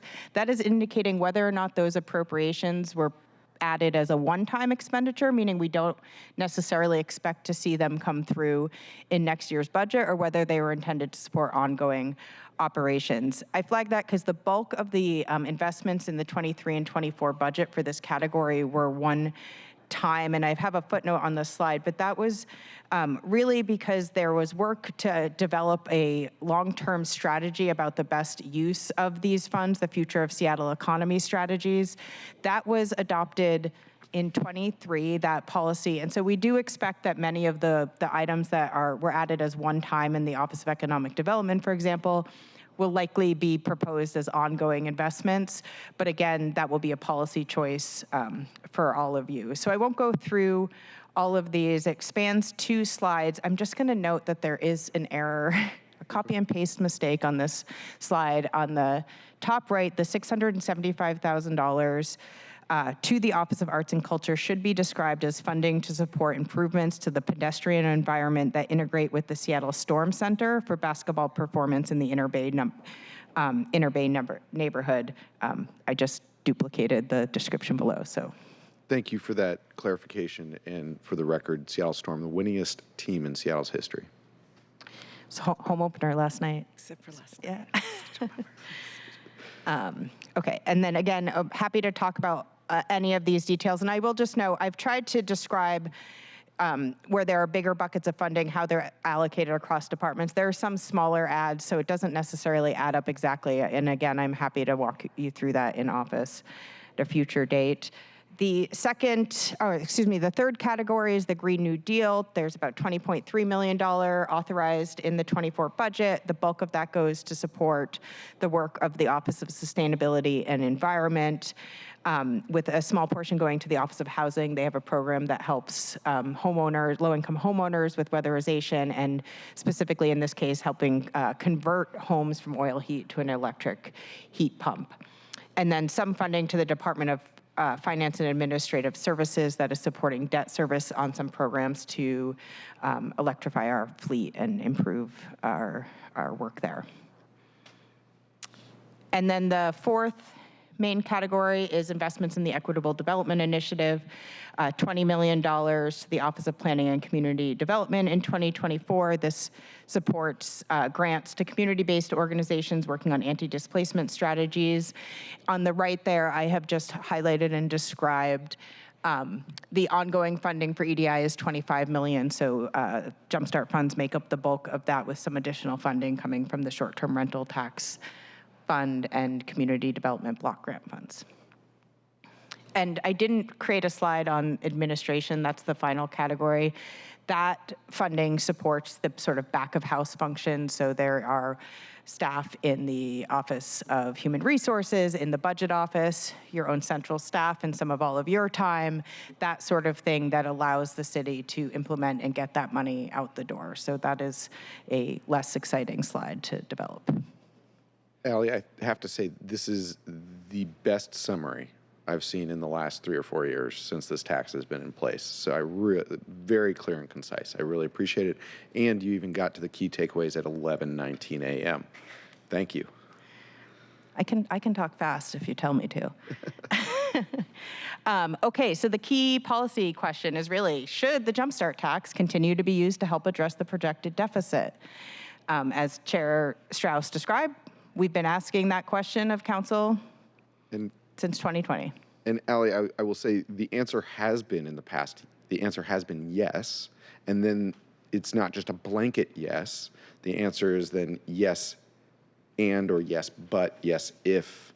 And so, colleagues, I also ask you to reserve judgment on a lot of this information until we get closer to the fall, because as we have the economic forecast that comes in, as we have these additional savings coming in, the answers to each of these questions change in a dynamic fashion, just as I've asked for the date to be included on the projected revenue whole. Everything here is dynamic, and I wanted to make sure that you knew that these questions were asked every year so that you yourself can begin asking these questions.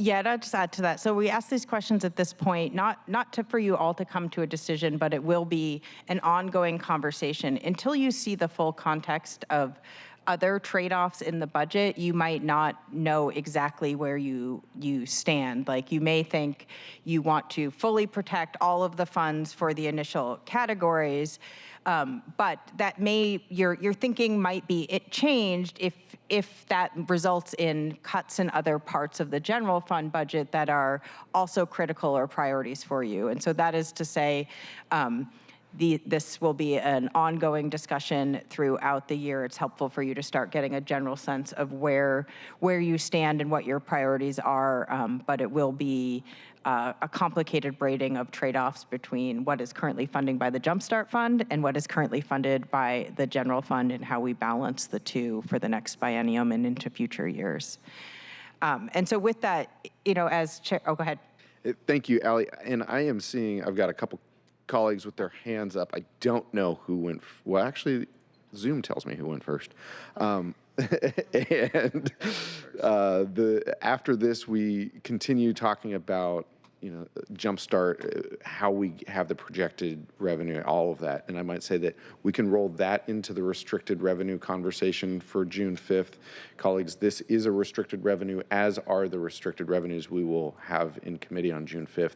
This just happens to be the biggest and the newest. So with that, Councilmember Saka, Rivera, and then Kettle. Thank you, Mr. Chair. Thank you for this.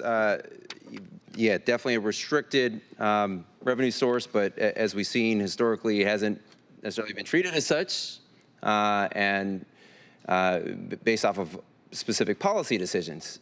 But can we, I would love to just better understand when JumpStart was originally passed. It is, again, a restricted source, but I think that's the original intent. We'd love to kind of level set and better understand what specific purpose and goal and programs was JumpStart intended to fund. The original, like when it was originally passed. When it was passed in July of 2020, it was passed intentionally to provide funding in 2021 to address COVID response and recovery, and for all future years to be allocated for investments in affordable housing, economic revitalization, Green New Deal investments, and the Equitable Development Initiative, with a small amount set aside for administrative. So that was the original purpose. And I will say that all of the policy changes have been consistent with that original intent. It's just the circumstances have changed. And so as these questions in front of you today are the same ones that the previous councils have had to grapple with year over year. How do we stay true to the commitments that many of them adopted or sponsored in 2020, and also avoid service impacts for things that have previously been funded by the general fund?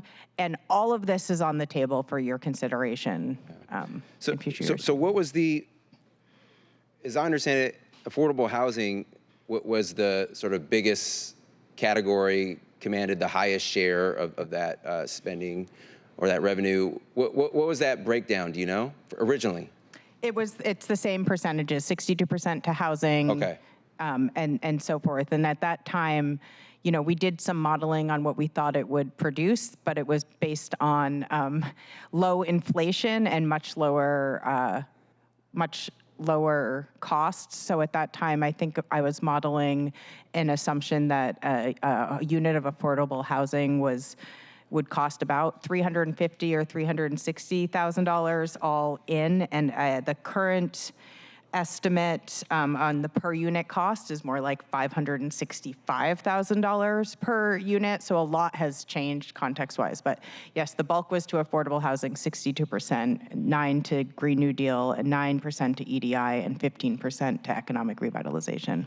Yeah, no, that's great to know, and understanding the history of it, like how we've granted limited one-time exceptions and over time, and those are the policy decisions that were made at the time, and so every year we're going to be confronted with this. But I also think it makes sense to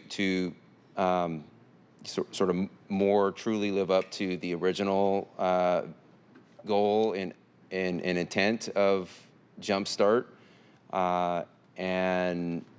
and be a little more thoughtful and deliberative about, the impact of our spend and performance, and making sure we consolidate where appropriate, and carefully weigh expansion of new programs, and for net new investments, fund things that we know to be functioning and working and achieving results.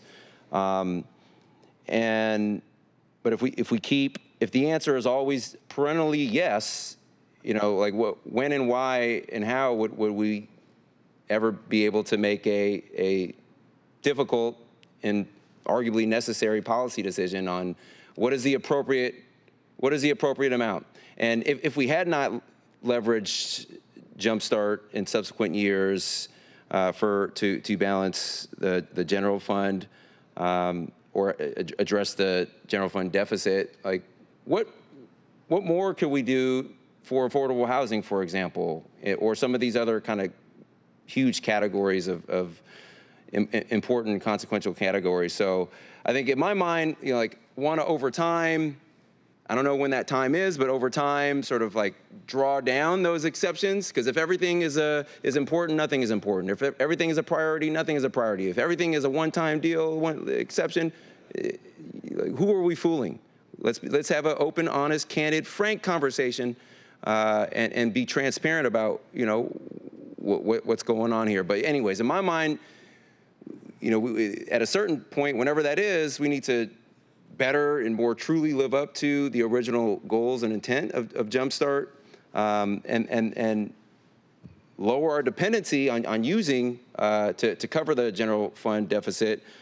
And again, I don't know when that is, but uncomfortable conversations are upon us. So thank you. Thank you, Councilmember Saka. Seeing as we have 3 minutes and 4 additional council members in the queue, I am going to ask us to run a few minutes over right now.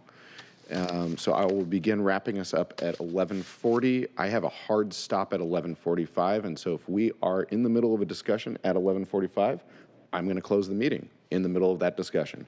Our mics? I will. Councilmember Saka, those were really good questions. I want to bring a little historical context to affordable housing funding. I'm doing this off the top of my head, so please, if I'm wrong, give me grace. 2016, 2017, McKinstry did a report about how much funding the city of Seattle and King County needed to be providing to affordable housing to get us out of the affordable housing deficit that we were in. At that time, the figure was $200 million. It was not until 2020, the budget in 2020 for 21, that we funded affordable housing above $200 million. And so that report from 2016 to 2020, we were not doing our job. Since 2021, we have been doing our job. And every year we have seen us meet historic levels for affordable housing. That said, the context that I'll give you is the St. Luke's affordable housing project that I spoke about in briefing that is breaking ground this Friday. received funds from the NOFA in 2021, I believe. And so those funds were directly tied to JumpStart. And so when we look at how long it takes to get these dollars on the ground making a difference, those family-sized units, 2 and 3 bedroom units that are breaking ground to this week still won't be actualized for a few years. And that's the importance of having the long range of funding for affordable housing. Thank you for letting me interject. Councilmember Rivera, Kettle, Council President, and then Councilmember Moore. Thank you, Chair. I just want to confirm that since 2021 and 2021, we used it for COVID emergency response. In 2022 until now, we have used JumpStart in the percentages that were originally legislated by the ordinance, like the 62, et cetera. Yep, that's correct. The main difference between 22 and then 23 and 24 is in 22 we used more for the general fund than we would have projected in 2020. But yes, anything that like 150 million in 2021 was allocated percent-wise, and those percentages have not been modified since the original. So it's the overage. Councilmember Rivera, could you speak into your mic? Oh, sorry. Thank you. It's the overage that has gone into the general fund. So we have funded all the things that were originally legislated to that percentage, and then the overage, we didn't know there would be overage of JumpStart, is what has been used to deal with the general fund deficit. For 23 and 24, it's the overage that's been used. In 21, it was more than that, but it was, yeah. And this slide, it doesn't show the previous years, but it does show the dark blue is in 2020, we had estimated that JumpStart in the year 25 would generate 232 million. It is currently projected to receive more than that. And I'm not going to do math in my head, but it's $184 million over that estimate. That includes the $20 million. So that, I think this illustrates the point you are making there, that so like when we were doing the modeling on housing, it was based on these dark blue numbers. I will also just note, because we were doing the estimates, we tend to be conservative, especially in the early years of a new tax. So I'll just put that there for you. Yeah. Thank you. So, I mean, I guess the point I'm trying to make is we've been consistent about preserving it, using it for those 4 buckets in the percentages we have. The overage has gone to general fund consistently for the last couple years. And the other point I will make from your slide to underscore is that JumpStart is a volatile fund source, which is something that council should consider. We need to consider as we move forward in the uses of it in terms of filling general fund gaps with it. Thank you. Amen. Councilmember Kettle. Thank you, Chair Strauss.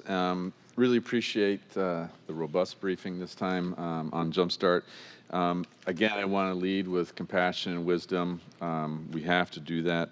I just wanted to make 2 points. One is we do have to take into account new circumstances. I think we have to better handle on inflation, the CPI. We've just been going through the labor pieces of this, huge impacts with the CPI. And today, announced, down 1.1 to 3.4, but we're still not where we need to be related to inflation. So that's a huge circumstance that we need to take account of. And plus, things like levies and the like, they've changed the fiscal landscape. One other point that I wanted to make too is on the policy side, and this is a bit of a good governance point. Like under JumpStart, I believe, yes, we need to have better mental health in our schools. And if we're going to do that as a city, and from the good governance point of view, we need to be advocating hard with the state, because both areas are state functions. And so if we're letting the state off the hook, if you will, that's a problem. So from a good governance point of view, OAR, when they come out with their list next year in terms of what we're doing with our legislative reps and so forth in Olympia, mental health spending in schools better be towards the top of that. Because if we're doing this without doing the due diligence, the good governance on the other side, policy-wise, then that's a problem. We cannot allow the county and the state to get off the hook, because this shows up in many areas. including public safety.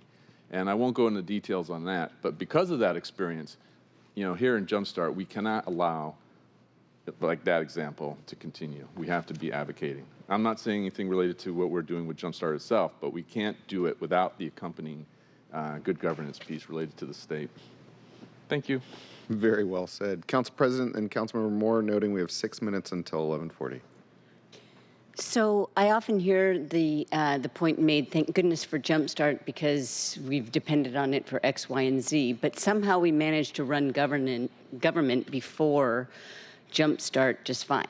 And so I want to make sure that we recognize that there were choices that were made for ongoing funding from this tax source. And when we talk about 2021, that money being, so the decision, this was passed in 2020 during the pandemic.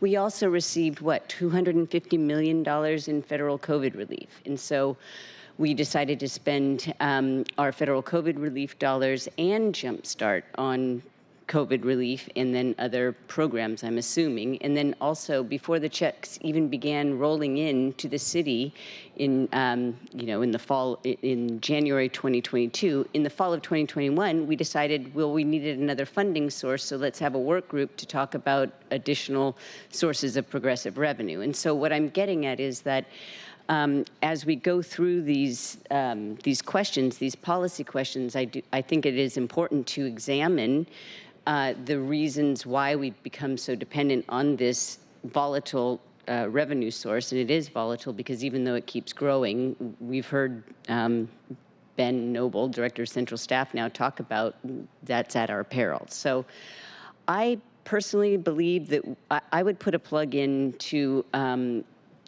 start making decisions about answering these questions and devising policy well in advance of our fall budget discussion.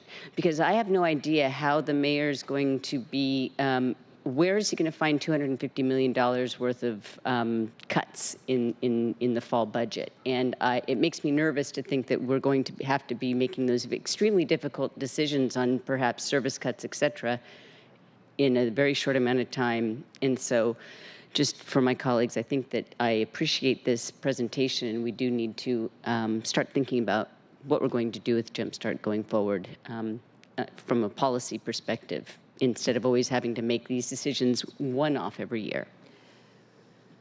Yes, and I'll just, that was a lot, and I don't think there was really a question. I will just note that when I say but for the JumpStart Fund, we would be at a different place. The budget review analysis that we did on the citywide review really revealed for us that most of the growth in ongoing city spending is inflationary. So that is to say, to do the same things we were doing pre-pandemic to do today. And so, but for the JumpStart Fund, there would have had to have been about $200 million of reductions in base services in '24.